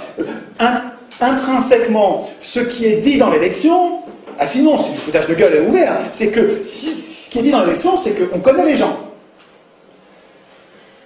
Et c'est pas tout, puisque l'élection est censée être le seul contre-pouvoir, la seule punition quand ils déconnent, c'est de ne pas les réélire. Ça veut dire que ça suppose qu'on sait ce qu'ils ont fait pendant qu'ils étaient élus. Tout ça, c'est du foutage de gueule quand on est au niveau d'un État ou au niveau de l'Europe. Est-ce que vous connaissez les gens que vous avez élus au niveau de l'Europe? Pas du tout. Vous en savez, vous avez vu trois fois, vous l'avez vu 30 secondes à la télé, et puis quand il est en Europe là-bas, vous ne voyez rien, vous ne savez pas du tout ce qu'il fait. Donc l'élection, elle n'est pas du tout adaptée à la grande taille. Elle est adaptée à la petite taille. La commune, vous connaissez votre maire, vous le voyez tous les jours. Vous pouvez l'interpeller, il vous connaît, vous le connaissez. L'élection, elle marche bien à petite échelle. Et puis comme l'élection fait le choix, enfin elle fait le pari idéaliste, le pari non réaliste, que les gens sont vertueux, que les élus, comme par miracle, deviendraient des dieux qui sont capables de décider, ils sont compétents sur tous les sujets, le nucléaire, les OGM, tout ça ils sont compétents, et donc il n'y a pas de contrôle, parce que soi-disant les élus sont la représentation de la nation, et donc on leur fait confiance, et donc il n'y a pas de contrôle, mais tout ça est complètement contradictoire avec la grande taille. Je veux dire, un organisme de grande taille, il a besoin de ça. Il a besoin de ça. Il a besoin de plein de contrôle. Il a besoin d'avoir assumé que les gens ne sont pas bons naturellement. Et qu'il faut des contrôles partout. Ben oui, il faut des contrôles. Mais ils n'aiment pas ça. Mais tant pis, c'est pas eux qui décident. Ben, tant pis, c'est pas eux qui décident. Ah si c'est eux qui décident, ils ne vont pas mettre de contrôle. Ben regardez, là aujourd'hui. Et c'est eux qui écrivent les constitutions. Et bien ils mettent des contrôles nulle part. C'est normal. C'est notre faute à nous, parce qu'on les laisse écrire les constitutions. C'est pas à eux d'écrire les constitutions. Donc, quand on vous dit, ouais, le tirage au sort, ça marchait quand ils étaient petits, sur une petite cité, et ça marcherait pas dans le grand, c'est le contraire. Objection suivante que je repère, c'est on me dit, mais alors avec votre système, on va tout le temps changer d'avis, ça c'est jamais le même. Vous tirez au sort tous les jours le bonhomme, mais attendez, vous allez changer d'avis tous les jours. Comment allez-vous faire pour avoir une politique de long terme, avoir une espèce de vision d'avenir, tu vois, c'est ça qu'ils vous disent en disant le tirage au sort, vous allez avoir n'importe quoi, vous changez de bonhomme, vous changez de politique, vous allez gouverner en zigzag. D'abord, pourquoi pas gouverner en zigzag? Tout ce qui est vivant fonctionne comme ça. Vous prenez n'importe quel enfant qui apprend que ça brûle, ben, la prochaine fois il n'ira pas, il est en zigzag, oui, il y a été une fois, puis il n'ira pas une deuxième fois, et tout ce qui est vivant fonctionne comme ça. Pourquoi pas la société moderne avec une assemblée qui se tromperait et qui dirigerait en zigzag? Première parenthèse, mais surtout, cette objection qui consiste à dire on va changer tout le temps d'avis, c'est pas vrai, c'est pas les tirés au sort qui décident. C'est pas les tirés au sort qui décident, c'est l'Assemblée. Et l'Assemblée, elle est stable, c'est tout le temps le même peuple. L'Assemblée, les Athéniens n'avaient pas un problème de zigzag en décidant, c'était toujours les mêmes qui décidaient. Alors, ils étaient une trentaine de milliers et ils étaient que 6000 à l'Assemblée. Donc, ils n'y étaient pas tout le temps, hein, ils bossaient, et puis de temps en temps, ils allaient à l'Assemblée. Quand ça leur pétait, ils allaient à l'Assemblée. Donc, quand vous avez envie d'aller à l'Assemblée, vous y allez, puis quand c'est plein, vous reviendrez demain. Mais à l'Assemblée, il y avait en gros un corps de citoyens qui était... Vous savez, quand vous parlez à l'Assemblée des problèmes de la cité, est-ce qu'on va faire, est-ce qu'on va ouvrir une mine ceci, est-ce qu'on va faire un cela, qu'est-ce qu'on va faire de cette terre, sur ce marécage, est-ce qu'on va la sécher, pas la sécher. Enfin, quand vous discutez à l'Assemblée, vous-même, vous discutez des problèmes de la cité, ben, quand vous sortez de l'Assemblée, vous allez en parler autour de vous. Et en fait, toute la cité, elle est imprégnée en permanence des problèmes de la cité.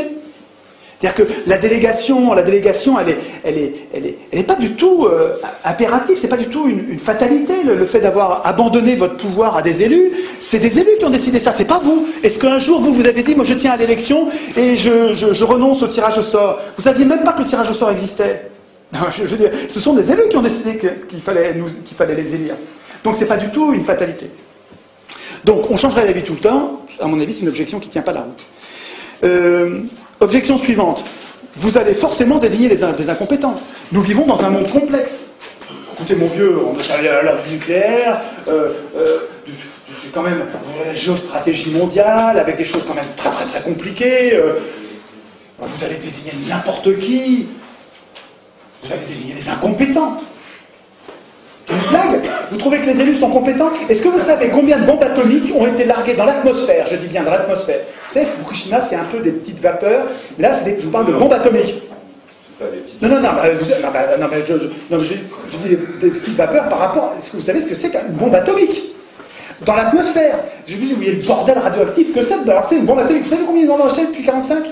Les élus, là, les responsables, les compétents, les gens... Non, on ne va pas désigner n'importe qui, on va désigner des gens qui sont capables de faire des choses compétentes, des choses raisonnables.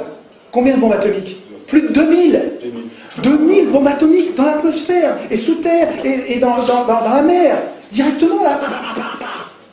Il y a une animation, il y a un artiste qui a fait donc une recension de toutes les explosions, avec leurs dates, et qui a fait une petite vidéo qui dure... je ne sais plus, une dizaine de minutes, et vous avez le temps qui passe avec 1 seconde tous les mois, et puis, je ne sais plus, à peu près, peu importe la gradation, et puis vous avez le premier truc qui pète juste avant Hiroshima, c'est dans le désert d'Amérique, et puis après ça, vous avez poum poum, vous avez les deux coups de Hiroshima et Nagasaki, ça se calme.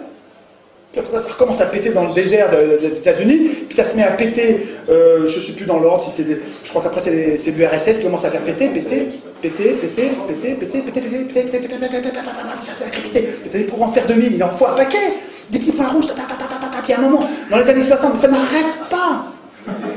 C'est des responsables, on vous dit, avec des tirés au sort, vous allez désigner des incompétents, mais on se fout de nous. Hein? Mais complètement, mais attendez, mais c'est que quand vous faites péter une bombe atomique, vous n'irradiez pas que vous-même, vous irradiez toute la planète, et puis ça va rester pendant des millions d'années, toutes ces particules. Enfin bon, bref. Et puis combien? Alors, mais là, vous allez pouvoir prendre le relais avec moi. Les élus prétendent être compétents. Et combien de guerres ils ont déclenché, les élus? Combien de guerres? Qui a balancé du napalm et des pesticides sur le Vietnam par millions de litres? Qui? Les élus? C'est les élus, hein? Attends, c'est épouvantable ce qu'ils ont fait sur le Vietnam. Épouvantable, absolument épouvantable. C'est dingue ce qu'ils ont fait au Vietnam. C'est profondément révoltant ce qu'ils ont fait au Vietnam. C'est des élus qui ont fait ça. Des gens compétents.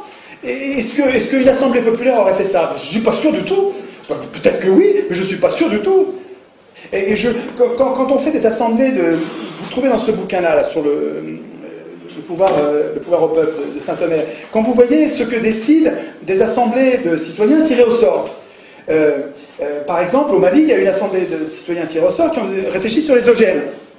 Donc on a tiré au sort sur les listes électorales des gens qui ne connaissaient rien aux OGM, rien de rien. Voilà. Vous aviez des maires au foyer, des syndicalistes, des paysans, il y avait des avocats, de tous les métiers, tirés au sort. Donc vous aviez une assemblée de gens qui ne connaissaient pas le sujet. Et puis pendant des mois, ils avaient de l'argent pour le faire, ils avaient une enceinte, ils avaient des locaux pour recevoir les gens, ils ont fait venir les gens de Monsanto en leur posant la question, pourquoi est-ce qu'il faut les OGM? Alors les gens de Monsanto ont expliqué pourquoi il fallait les OGM. Ensuite, ils ont fait venir les gens de la Confédération Paysanne, pourquoi vous ne voulez pas de OGM? Les gens ont expliqué pourquoi ils n'en voulaient pas. Ensuite, ils ont fait venir les gens de Bayer, donc un autre céréalier, en disant voilà pourquoi on le veut. Ensuite, ils ont fait venir les paysans d'Amérique latine qui utilisaient des OGM depuis longtemps, en leur disant pourquoi vous avez fait ça? Et puis vous êtes content, est-ce que vous n'êtes pas content? Et puis pourquoi vous avez continué? Qu'est-ce qu'il y a des problèmes? Est-ce que tout se passe bien? Il faut revenir les gens de Monsanto en disant ils nous ont dit que, qu'est-ce que vous répondez?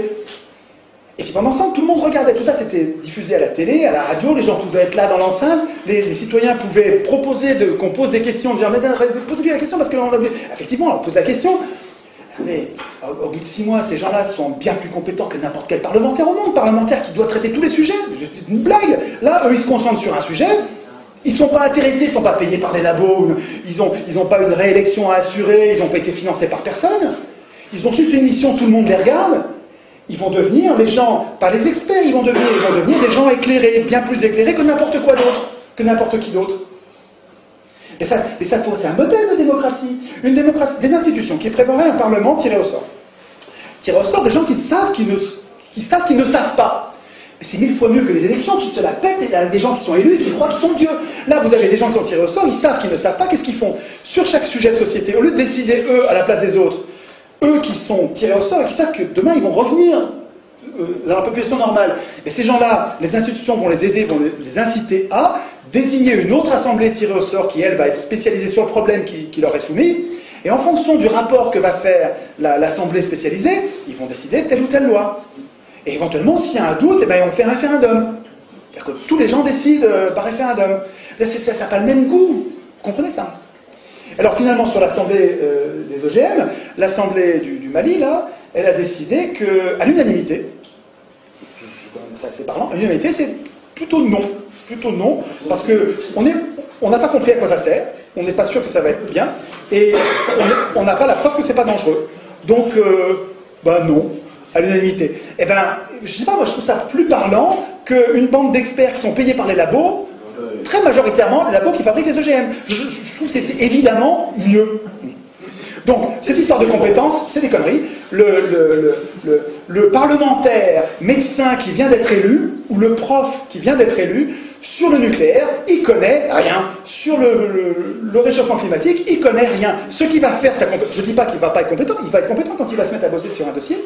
Il va devenir compétent. C'est son travail qui va le rendre compétent. Mais c'est pareil pour n'importe quel tiré au sort. Les tirés au sort, ils ne sont pas compétents parce qu'ils sont tirés au sort, parce qu'ils sont élus, ils sont compétents parce qu'ils bossent. Et c'est leur boulot qui va les rendre compétents. Donc, on désignerait forcément des incompétents.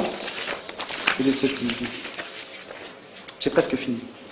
Le modèle athénien était esclavagiste, phallocrate et xénophobe. Ça, alors là, je garde le meilleur pour la fin. Parce que c'est ça vous allez l'avoir. C'est-à-dire qu'on vous dit,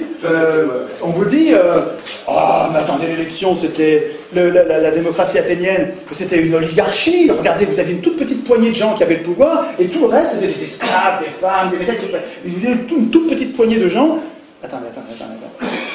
À l'époque, sur Terre, c'est un anachronisme de les juger avec nos valeurs et nos valeurs d'aujourd'hui, alors qu'eux étaient à l'époque, alors que c'était impossible de ne pas être esclavagiste à l'époque. C'était très marginal, quoi. Quand vous avez tout le monde autour de vous, tout ce qui existe, c'est esclavagiste, vous êtes esclavagiste comme tout le monde, quoi. C'est comme si on disait, nous, on a des chiens et des chats. Voilà, c'est comme si on disait que nous, on mangeait des vaches. Attendez, le jour où ça va être décidé, le jour où l'humanité, et je crois que ça arrivera un jour, où on décidera que tuer un animal, c'est comme tuer un homme. Et que, en fait, on peut se nourrir avec de la nourriture artificielle, et qui a le même goût, c'est même bien meilleur. Attends, à chaque fois que tu manges ce pavé de bœuf artificiel, fait avec du pétrole, je m'en fous, n'importe quoi, c'est meilleur que la meilleure des côtes de bœuf que jamais personne n'a mangé quand il a mangé une côte de bœuf. Simplement, tu n'as plus besoin de tuer un animal. Une fois qu'on aura inventé la technologie nécessaire pour nous nourrir, en nous régalant, en nous donnant toutes les protéines, toutes les intrants, mais il n'y a plus besoin de tuer les animaux. Ce jour-là, ça pourra devenir un crime de tuer un animal, puis on n'aura plus besoin. Mais quand vous allez juger les gens d'aujourd'hui en disant ils tuaient les animaux, c'était une boucherie, c'était un génocide sans arrêt. Regardez, c'est des camps de concentration.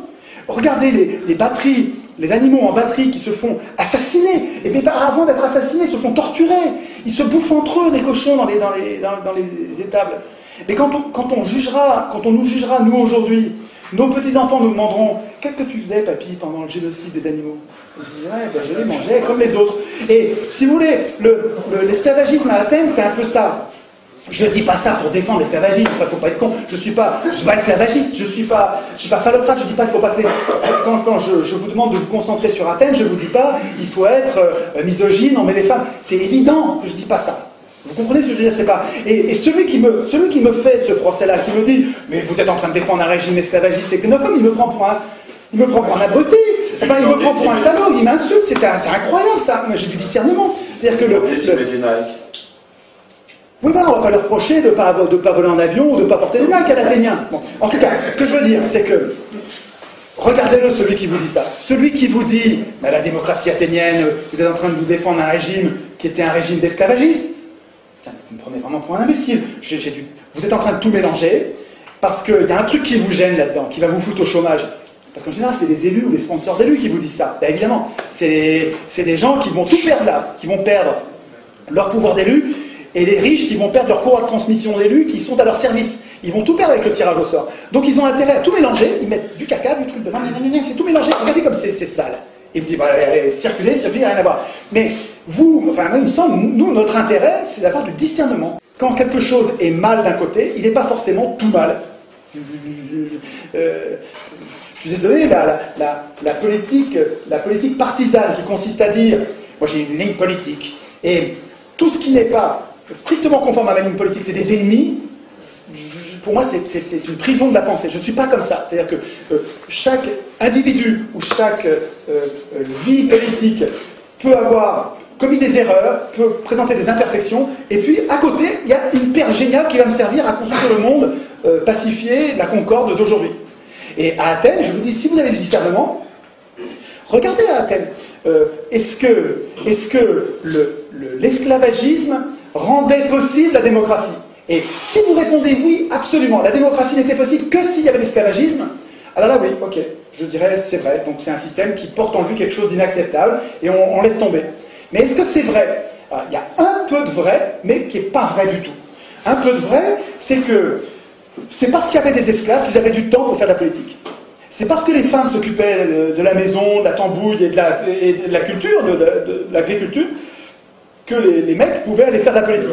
C'est vrai, ça c'est vrai. Mais aujourd'hui, avec le pétrole, les énergies fossiles, avec les machines, on a des esclaves de fer qui remplaceraient mille fois plus de travail et de temps libéré que les esclaves de chair de l'époque.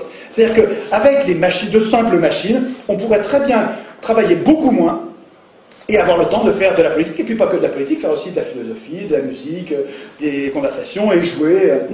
Donc, ce que je veux dire, c'est que l'esclavagisme, peut-être qu'à l'époque, ça rendait possible la démocratie, mais aujourd'hui, on n'a absolument pas besoin de l'esclavagisme pour que ça marche. On a d'autres moyens qui nous libéreraient du temps, le temps nécessaire pour... Il faudrait surtout qu'on se débarrasse de nos parasites, parce que c'est parce qu'ils nous piquent des milliers de milliards tous les ans, tout le temps, qu'on est obligé de travailler.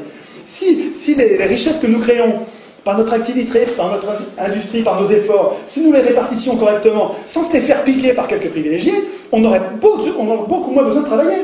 Beaucoup moins, genre 2 jours par semaine. Et la retraite à 50 ans. Mais oui. Mais oui, il suffit de se débarrasser de nos parasites. Mais pas les parasites, pas les gueux qui volent la mobilette, ou qui sont... c'est pas du parasitisme, c'est rien ça. Je parle de gros parasites. Des parasites qui vous volent des milliers de milliards, les vrais, c'est ceux-là qu'il faut s'occuper en priorité. Les obèses financiers. Les obèses financiers. On aurait beaucoup de choses à... Donc, sur l'objection, vous avez compris que sur l'objection, modèle athénien, esclavagiste, phallocrate, xénophobe, pour moi, c'est hors sujet. Je trouve. Si je prends du recul sur tout ça, comment se fait-il Qu'est-ce qui permet d'être sûr que ça marchera toujours comme ça?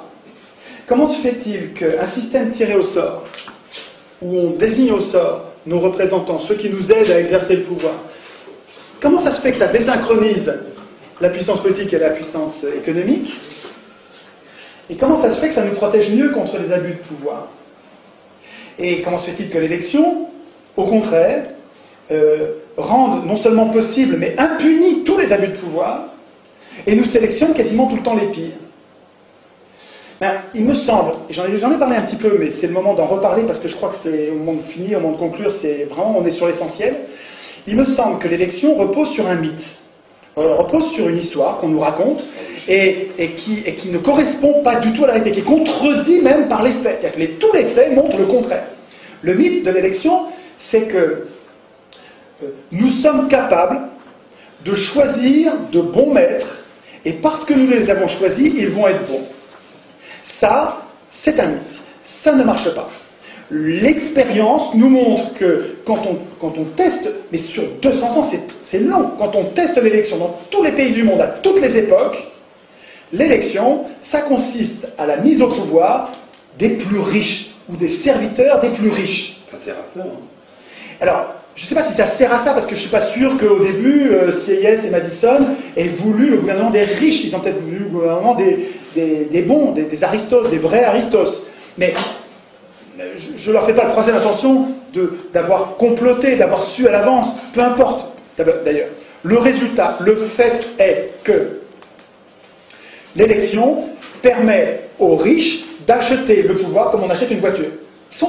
je ne parle pas des riches, nous sommes riches par rapport à des gens qui sont plus pauvres que nous. Je vous parle des ultra-riches, je vous parle de l'hyperclasse, des gens extrêmement riches, des gens... Est-ce que vous êtes capable de corrompre quelqu'un?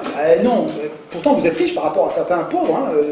Nous sommes riches, mais... Non, je vous parle de... On peut jouer sur les mots, là. Hein. Je vous parle des riches capables de corrompre quelqu'un. Pour être capable de corrompre quelqu'un, il faut avoir beaucoup d'argent. Et manifestement, de fait, l'élection, par le jeu de la campagne électorale, hein, et par l'acquisition des médias, la possibilité qu'on leur laisse d'acheter les médias, donc de fabriquer l'opinion, d'influencer l'opinion au point quasiment de la fabriquer, ça devient des vrais... Je dois avoir 20 ou 30 livres sur les manipulations par les médias, les techniques de manipulation, c'est incroyable, ça devient une science exacte. Et donc l'élection permet aux riches d'acheter le pouvoir. L'élection permet aux riches économiques d'acheter le pouvoir politique. Et c'est l'élection qui rend la synchronisation entre les deux. C'est l'élection qui fait qu'on est impuissant politiquement. C'est l'élection de l'Assemblée constituante qui fait que c'est des gens qui écrivent des règles pour eux-mêmes et qui ensuite écrivent des règles qui font que tout pourra se jouer en dehors de nous après. L'escroquerie politique, c'est de nous faire croire que le régime actuel, c'est la démocratie. C'est quand même, vous vous rendez compte, bon ça fait 1 heure que j'en parle, mais vous rendez compte maintenant de l'énormité qu'il y a entre le nom qu'on donne à notre régime aujourd'hui et ce qu'il est vraiment. Est-ce que vous comprenez que c'est ça le piège? C'est ça. On n'arrive pas à fabriquer l'alternative parce que on a... Si vous voulez, vous savez, il y a une image que j'aime bien. J'en parle pas là, mais ça me vient là maintenant. C'est les chefs indiens, les Indiens d'Amérique. Les Indiens d'Amérique étaient des sociétés avec des chefs et sans pouvoir. C'est marrant comme tout. C'est Pierre Classe qui explique ça. Il a vécu avec eux, et c'est vraiment les travaux d'anthropologues tout à fait marrants, parce que ils savaient, les Indiens savaient qu'ils avaient à craindre du chef, un peu comme les Athéniens savaient, ils ne voulaient pas que... Donc eux, les Indiens, ils se sont débrouillés autrement avec les chefs. Ils ont fait un grand fauteuil de chef, ils ont pris un bonhomme, ils l'ont désigné, il ne peut pas refuser, et s'il refuse, il se fait zigouiller, donc il accepte. Et on le met à la place du chef. Et le chef, il n'a pas de pouvoir. Il a juste le pouvoir de parler. Et il parlait tout le temps. Et pendant qu'il parlait, on passait devant l'air de ne pas l'écouter. On le méprisait, on le négligeait. Il parlait et on passait sans l'écouter. Et son boulot, à lui, c'était de tenir la place au chaud de chef pour qu'il n'y ait pas un gars qui devienne notre chef sans nous. C'est marrant ça. C'est-à-dire qu'il savait qu'il ne voulait pas... Il savait que les gens ont tendance à... Il y en a qui ont tendance à devenir des chefs, des leaders. Pour se prémunir contre ces gens-là, il y avait une place de chef. Elle était occupée par un mec on ne lui mettait pas de pouvoir, il fallait que lui nous fasse des cadeaux. Je vous jure, c'est vrai, hein. Il fallait que le chef fasse des cadeaux à son peuple. Et quand les gens n'étaient pas contents, il lui en faisait voir, il risquait pour sa peau. Comme ils se méfiaient des chefs, et ce qu'ils avaient trouvé pour ne pas être emboucanés par leur chef, c'est marrant. Eh bien, on dirait qu'on est victime un peu de ça, avec des gens qui ont fait un système qui n'est pas la démocratie, qui ont tout à craindre de la démocratie. Ils ont tout à craindre de la démocratie, les oligarques là. Si la démocratie voit le jour, c'est fini pour eux. Ils n'ont plus de pouvoir, ils ne peuvent plus abuser. Alors qu'est-ce qu'ils font? Leur système détestable, injuste, ils l'appellent comment? C'est le même truc que les Indiens, mais à l'envers, quoi. Hein. C'est-à-dire qu'ils nous tiennent à l'écart avec ce mot-là. Quand ils appellent démocratie le système qui est son strict contraire, comment on fait pour résister? On s'est fait prendre un mot clé, là. Je reviens à Lepage dont je vous parlais tout à l'heure.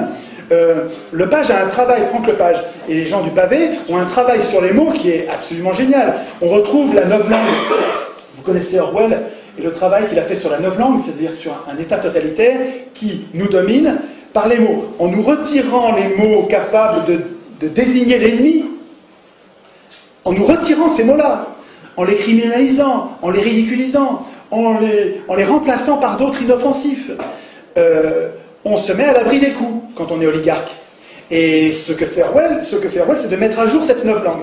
Et ce que Franck Lepage et sa joyeuse bande, c'est vraiment une bande de gens formidables. Hein. Le Pavé, ça s'appelle. Pardon. Sur Google, vous tapez Le Pavé, et vous arrivez sur un site avec des vidéos et des ressources qui n'arrêtent pas de croître. Il faut aller voir les vidéos de Franck Lepage et puis de sa bande, ça vaut quelque chose. Une objection qu'on va nous renvoyer souvent. L'objection est-ce que ce système va marcher avec des médias qui appartiennent aux oligarques? Vous savez que les 3/4 de la presse appartiennent à 2 marchands de canons et un marchand de béton. Pourquoi Rothschild achète Libération? C'est pas pour gagner de l'argent, il en perd. Pourquoi une autre banque achète Le Monde? Pourquoi une autre banque encore achète Le Nouvel Obs et les Inrecuptibles? Pourquoi les banques achètent les journaux? Pourquoi les marchands de canons achètent les magazines et les télés? Pourquoi les industriels achètent des télés? C'est pas pour gagner de l'argent, c'est pas vrai. Ne croyez pas ça, c'est pas vrai. C'est pour manipuler. C'est pour manipuler parce que dans un système d'élection, comme vous choisissez les candidats, c'est très important de maîtriser l'accès à la candidature visible qui est la seule qui va pouvoir être élue. Mais la réponse que je ferai à cette objection, c'est que je vous rappelle que moi, mon cap, c'est, puisque la source, la cause des causes, c'est que ceux qui écrivent la Constitution ne devraient pas l'écrire parce qu'ils ont un intérêt personnel qui est contraire au nôtre, contraire à l'intérêt du plus grand nombre. Et puisque donc la solution, c'est de tirer au sort une assemblée constituante qui va être désintéressée parce qu'elle sera non seulement tirée au sort, mais en plus elle sera inéligible aux institutions qu'elle écrit, il me semble que cette assemblée constituante tirée au sort, elle va faire son compte à la situation médiatique. Elle va prévoir dans les institutions que non seulement, comme le prévoyait Montesquieu, il va y avoir un pouvoir législatif, il va y avoir un pouvoir exécutif, et on ne dira pas gouvernement, parce que le mot gouvernement, l'exécutif, il va être servile, il va obéir aux ordres de l'Assemblée, il va être servile. Quand on dit gouvernement, on se fait déjà enfumer avec les mots. Parce que gouvernement, déjà il y a tout dans le gouvernement. Il y a je décide et j'applique et je juge même. Dans le gouvernement, il y a tout. Il ne faut pas accepter le mot gouvernement. Une bonne constitution, elle ne met pas en place un gouvernement, elle met en place un exécutif. Montesquieu, c'est séparation des pouvoirs. Toi, tu écris les lois, tu es parlement, mais tu ne les exécutes pas. Toi, tu es exécutif, tu exécutes les lois, tu as la force armée, mais tu écris pas les lois. Et puis toi, tu es juge, donc tu les regardes, s'ils déconnent, tu les punis, et puis tu t'occupes des litiges entre citoyens. Et la triangulation de ces pouvoirs bien séparés fait qu'il n'y en a aucun qui est capable de devenir tyrannique. Vachement malin, juste, il n'y avait pas prévu parce qu'il ne connaissait pas, il n'y avait pas la télé. Comme il n'y avait pas la télé, Montesquieu a oublié de prévoir les médias. Mais nous, on n'est pas obligé se limiter à ces pensées Montesquieu, et on a toujours intérêt. On sait bien, nous, que les médias sont un pouvoir plus important encore que le Parlement, et donc on va mettre les médias sous contrôle démocratique, avec des jurés citoyens tirés au sort qui vérifient que tout se passe bien, et on va vérifier, et on va évidemment interdire à toute entreprise d'être en même temps entreprise et propriétaire d'un média, évidemment. Et du même coup, parce que je vous laisse, ce truc-là, vous le mettrez en place, vous n'allez pas le mettre en place, ils vous laisseront jamais faire un bout de ça, même un bout, ils vous laisseront pas faire. Donc, ce que je veux dire, c'est que ce projet-là, un projet de vraie démocratie, jamais ils nous laisseront faire. Ça se fera pas en étant gentil. Je veux dire, on va pas leur demander la permission. Ils vont dire oui, c'est pas comme ça que ça va se passer. Et donc, quand vous allez changer les choses, vous changerez en même temps les médias. Vous ferez. Et à mon avis, il n'y a pas que ça. Il va falloir penser à la monnaie. C'est-à-dire qu'il va falloir penser dans les institutions. Montesquieu n'en a pas parlé. Il a raté un truc parce que c'était en train. Montesquieu, c'était 18e, on ne voyait pas encore le projet, on ne voyait pas encore se former le problème du pouvoir bancaire. Ça commençait pourtant déjà, mais ça ne se voyait pas. Donc c'était pas dans l'air du temps, on en discutait pas. Mais aujourd'hui, quand même, aujourd'hui, dans les institutions, si on ne prévoit pas le problème, la solution, la protection, le contrôle des autorités monétaires, si on ne prévoit pas ça, on est plus con que la moyenne, je veux dire, il faut quand même y penser. Évidemment, si on écrit de nouvelles institutions, l'Assemblée constituante, il va falloir qu'elle réfléchisse à la monnaie. Une phrase pour finir. Autant je comprends